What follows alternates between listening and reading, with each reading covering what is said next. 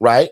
And as you know, most of the clients that we serve have either a mental health diagnosis, maybe sometimes a substance abuse background, but also here in the last 18 to 22 months, we've been housing what I'm gonna call the everyday Joe, meaning people that are just like you and I. They have no mental health issues, no physical ailments, but they can't afford their own apartment. They can't afford their own house.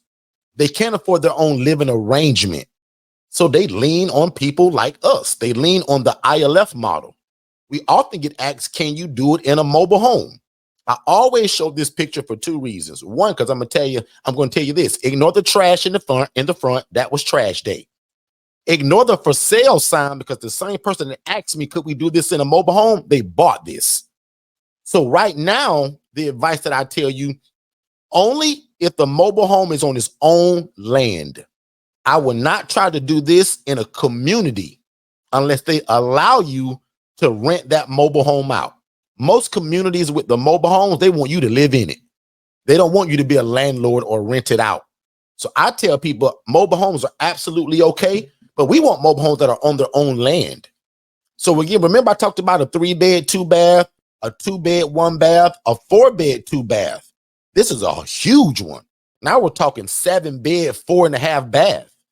So guys, remember, the bigger the house, the bigger the impact. The bigger the house, the bigger the income.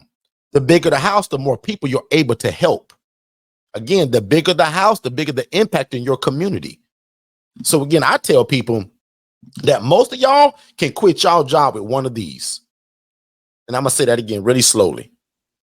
And that's not to insult anybody's current job, but if your job was anything like me and you make it anything probably under 40 grand a year, you can probably get one of these and quit your job. Remember what the title is today, guys. Resign from your job in 60 days by starting an ILF for homeless or displaced adults. I'm going to say that one more time. Most of you all can get one of these 7-bedroom homes or a 6-bedroom home. You can get one of those and leave your job because your job don't support what this house can do, especially once it's full. Think about that for 2 seconds. Now, right here, I'll admit, this is my favorite model, the 4-bed, 2-bath home. Now, I have larger homes than this. I have smaller homes than this, but this is my favorite. And when you say why? Because to me, 8 people is that perfect number.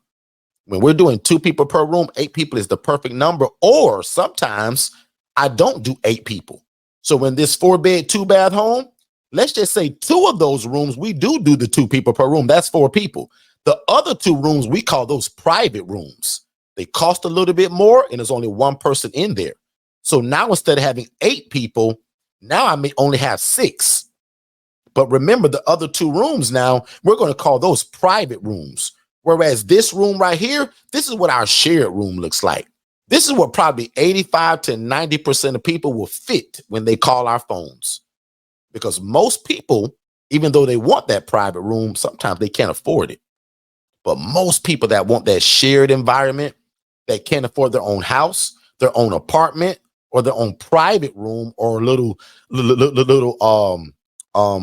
you call those little boxes, the what you call those things, the not a 1-bedroom, but the studio.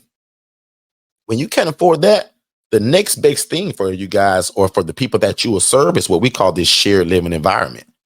And again, most of the time it's going to have 2 beds in that room. The only time it's going to have that 1 bed is that when somebody wants that as a private room.